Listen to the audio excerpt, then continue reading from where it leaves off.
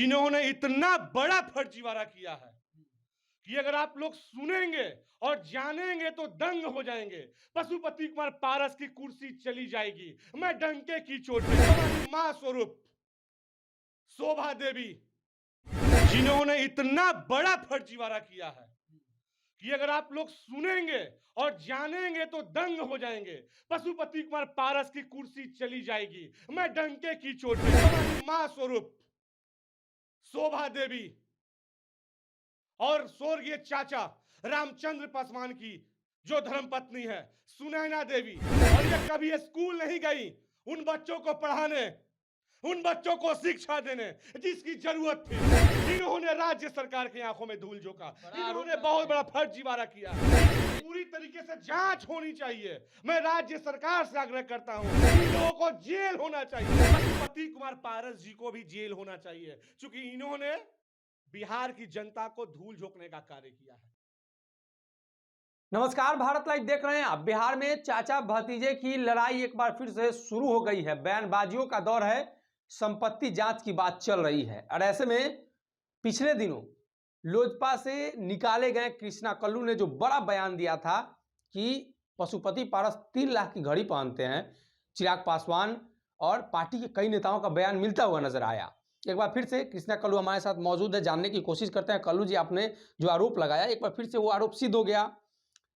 अब पशुपति पारस की तरफ से आरोप लगाए जा रहे हैं चिराग पासवान के पास 8 कंपनी है, इतना संपत्ति है। सबसे पहले तो मैं स्पष्ट कर दूं कि मैं पार्टी का सिपाही आज भी था, कल भी हूं और परसों भी रहूंगा। मतलब निष्कासित के बाद भी आप रहिए। मेरे शरीर में जो भी खून है वो चिराग पासवान के लिए ही बना हुआ है। भैया कोई सरकारी नौकरी में नहीं थे हम, कोई मुझे निकाल दिया। खैर उन सब बातों पे मैं नहीं जाऊंगा।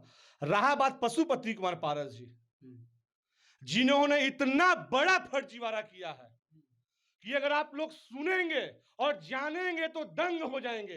पशुपति कुमार पारस की कुर्सी चली जाएगी। मैं डंके की चोट पे कहता हूं। पशुपति कुमार पारस की जो धर्मपत्नी है हमारी मां स्वरूप शोभा देवी और स्वर्गीय चाचा रामचंद्र पासवान की जो धर्मपत्नी है सुनैना देवी, ये दोनों बहनें एक ही घर की 2 बहनें हैं। ये दोनों एक सरकारी स्कूल में शिक्षक की पद पे होती थीं, और ये कभी स्कूल नहीं गई उन बच्चों को पढ़ाने, उन बच्चों को शिक्षा देने जिसकी जरूरत थी। इन्होंने राज्य सरकार की आंखों में धूल झोंका, इन्होंने बहुत बड़ा फर्जीवाड़ा किया है। बड़ा आरोप लगा रहे हैं। इसकी पूरी तरीके से जांच होनी चाहिए। मैं राज्य सरकार से आग्रह करता हूं, इन लोगों को जेल होना चाहिए। और उनके एक भाई थे जो आज भी कार्यरत हैं उस स्कूल में, वो अटेंडेंस बनाते थे, चंद्रशेखर, जिनका नाम था पासवान। चंद्रशेखर पासवान उनका नाम था जी। अच्छा, आप जब आरोप लगा रहे हैं, ये तो प्रशासनिक मामला है। वहां के जो अधिकारी हैं, वहां के शिक्षा विभाग के पदाधिकारी हैं, क्या उनको इस बारे में जानकारी नहीं थी? भैया ये पूरे सिस्टम को खरीद लिए थे। जांच होनी चाहिए। उस समय कौन डीएम थे वहां के, कौन शिक्षक पदाधिकारी थे वहां पे, उनको चिन्हित करना चाहिए। और ये जो शोभा देवी हैं, जो सुनैना देवी है, इन दोनों को सलाखों के पीछे होना चाहिए। जांच होनी चाहिए। इनके द्वारा फर्जीवाड़ा किया है। पशुपति कुमार पारस जी को भी जेल होना चाहिए, क्योंकि इन्होंने बिहार की जनता को धूल झोंकने का कार्य किया है। भैया बिहार की कोई भी एक जनता यह जानती है कि ये लोग टीचर थे जो आज के पीढ़ी के लोग हैं? आप जानते थे क्या? बताना चाहिए पारस जी को, और जेल जाना चाहिए उन दोनों महिला को। भैया है तो हमारे रिश्ते में मां चाची, नहीं बोलना चाहिए। लेकिन जो सत्य है, मैं सत्य की बात कहता हूं। इन दोनों बहनों को जेल जाना चाहिए, सलाखों के पीछे में जाना चाहिए।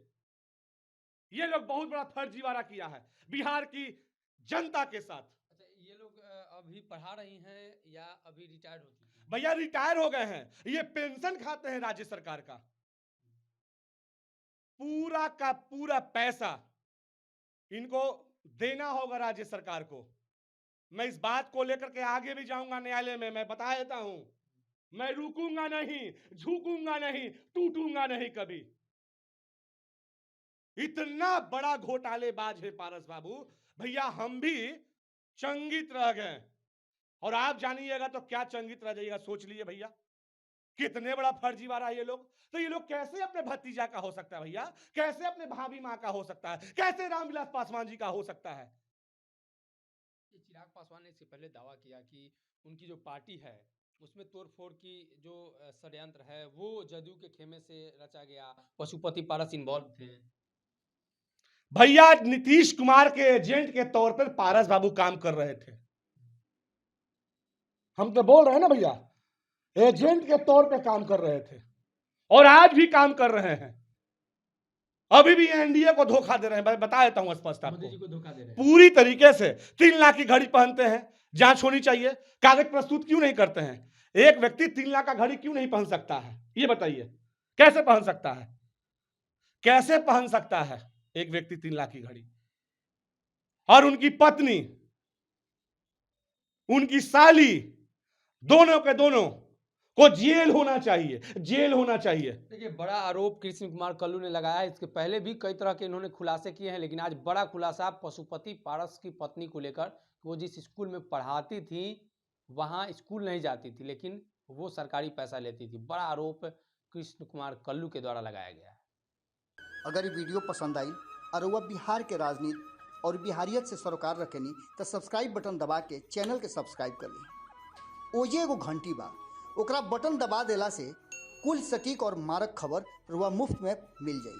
अगर रुआ पत्रकारिता के हमनी के नया प्रयोग में सहयोग कर चाहतानी तो ज्वाइन बटन दबा दी। पेटीएम नंबर नोट कर ली 9386816700। धन्यवाद।